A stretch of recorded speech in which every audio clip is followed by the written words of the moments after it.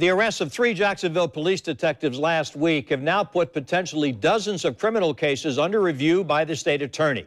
Detectives Kyle Keys, Lance Griffiths, and Brian Turner are all charged with conspiracy and tampering with evidence following the fatal shooting of a suspect during an undercover drug deal.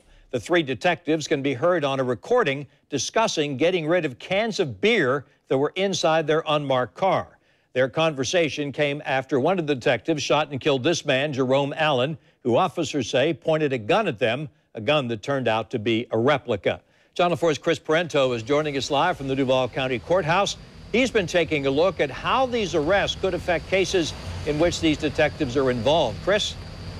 Tom, State Attorney Melissa Nelson's office has already begun reviewing cases in which these 3 officers were listed as witnesses in the investigation. The outcomes of those cases could be much different now, depending on which way these reviews go.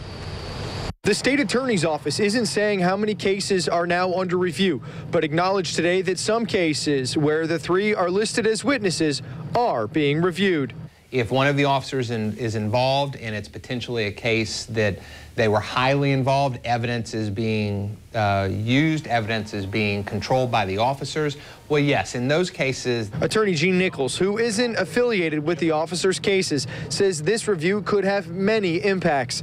He says cases that are pending may be difficult to prosecute at this point.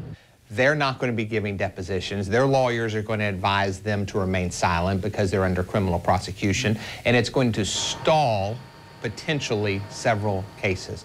Nichols says cases where any of the 3 played a small part might not see the same impact as others. In a statement today, a spokesman for the state attorney's office said, quote, "We will evaluate each affected case and make appropriate decisions on how best to proceed. The notices will be filed on the cases, and we are still evaluating how many could be impacted."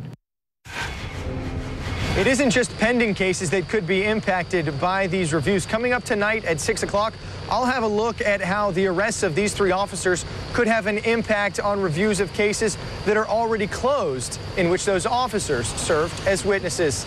Live outside the Duval County Courthouse, I'm Chris Parento, Channel 4, the local station.